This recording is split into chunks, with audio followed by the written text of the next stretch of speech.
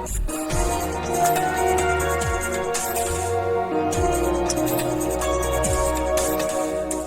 right, ladies and gentlemen, wrestlers all around the world, or at least whoever listens to the show, episode 74 of Techfall Tabletalks is upon you. And I am your host, as always, Julius Grit. So this past weekend, PJ Duke, wrestling out of Minnesink Valley High School. During freestyle, he represents the KD Training Center, and during the off-season folk style, he represents KD. He just won the Bill Farrell, and he did it dominantly. It's amazing to see guys like Jax Forrest, for example, beating Thomas Gilman, right, as an example. Corey Colat back in the day as a high schooler, winning the Midlands, right? Things like that. It's not that these things haven't happened before, but it's not usually all that common. So when it does happen, it's a big deal when a high school is able to beat certain guys at a high-level tournament, or even, in PJ's case, winning a high-level tournament like this.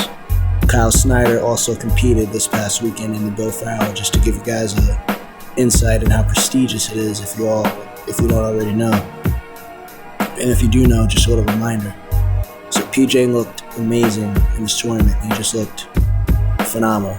I'm going to go back and watch it again just to watch it. Obviously, my first time watching those matches, I was just watching it to take notes for the show, obviously, but I gotta go back and just watch as a fan, because even what I was able to pick up and take notes with, he just looked amazing. You know, he really did. And he's still in high school. He's not in college yet. So Kale Sanderson, he definitely has a great wrestler on his hands. And he's from New York. He's from my state, so that shows how good New York is, you know.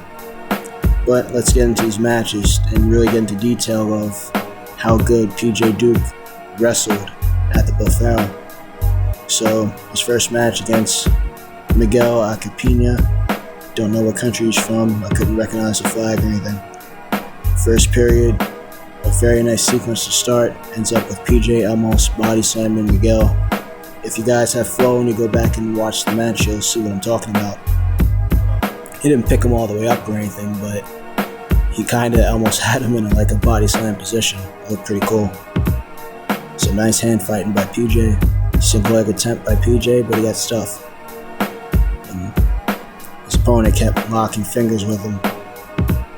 A little bit later on, PJ down blocks, hits a 4-point throw, and then immediately goes into a couple of gut wrenches and gets an 11-0 tech. So not only is PJ Duke picking up grown men as a high schooler, he's also teching them in the first period.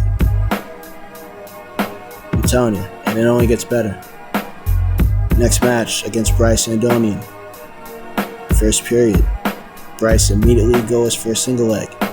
PJ circles, then they end up in a tie. Then Andonian counters PJ's takedown attempt to score one of his own. Bryce is unable to turn PJ. After a couple exchanges later on, PJ uses the butt drag to circle around and score. Very effective technique, guys. But PJ couldn't turn Andonian, but he was up on criteria at that moment. After they got back up, PJ went for an ankle pick, then Andonian attempted to counter, but then PJ countered his counter, right? So he countered Andonian's counter, and then kind of tripped Andonian over PJ's thigh.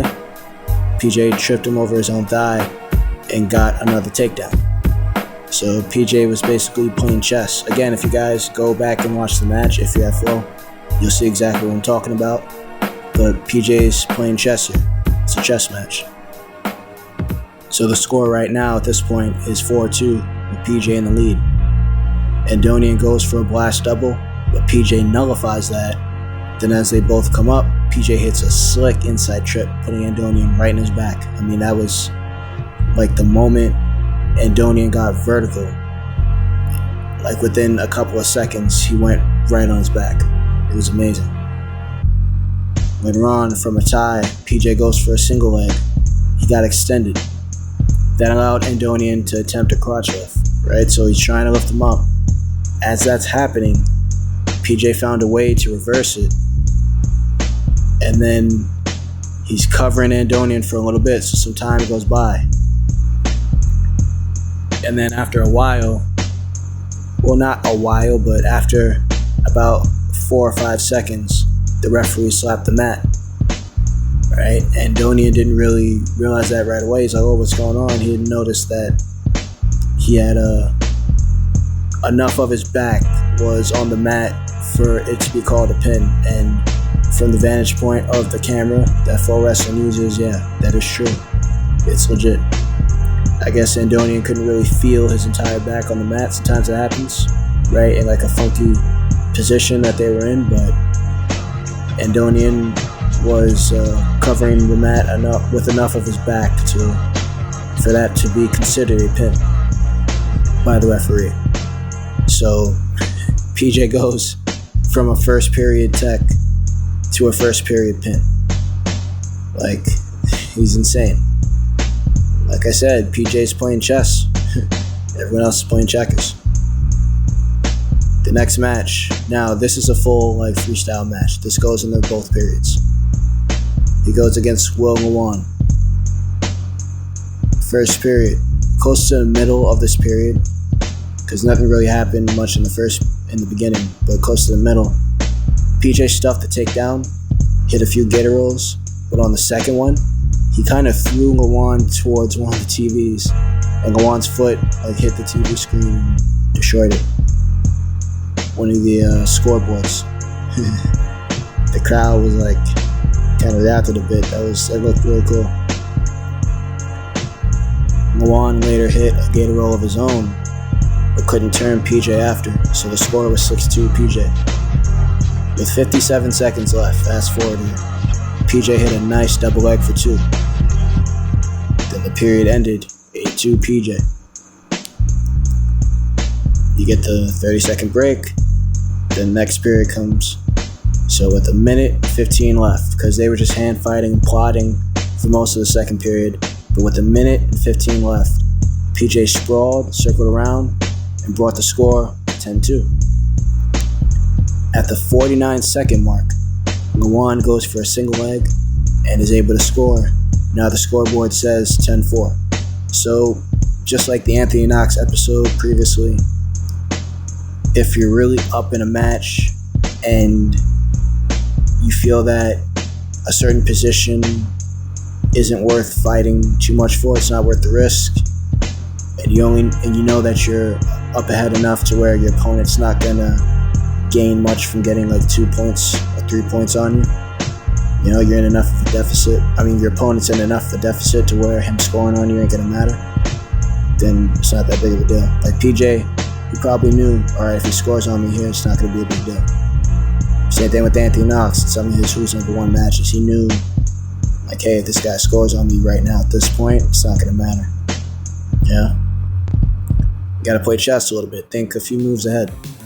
And PJ knew that Lawan wasn't gonna get into a position that was gonna be very dominant to compromise PJ during the match. You know, it wasn't gonna be too big of a deal, which is what wound up happening.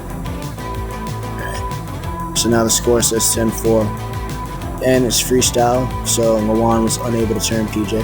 So again, PJ knew, okay, if I get taken down here, I belly down. If I just don't get turned, this guy can't turn me, then it's no big deal. Still a large enough deficit anyway. So the last 30 seconds comes around. A bunch of hand fighting. Lawan couldn't open up anything. And there you have it.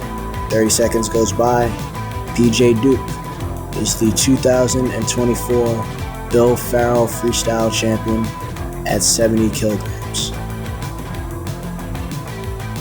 That's insane. Alright, he goes and becomes a U20 bronze medalist, wrestles at the Senior World Team Trials. I don't remember exactly how he did. I don't remember the exact placement, so I'm not going to say it. I don't want to be wrong. That's not good if I'm dead wrong. But obviously he wasn't able to He had a goal in mind, unfortunately. Wasn't able to accomplish that goal at the Senior World Team Trials. So then he comes back, wrestles at the Bill Farrell, and goes out there and wins in great fashion. The first match, first period tech. The second match, first period pin. The next match, he wins 10-4.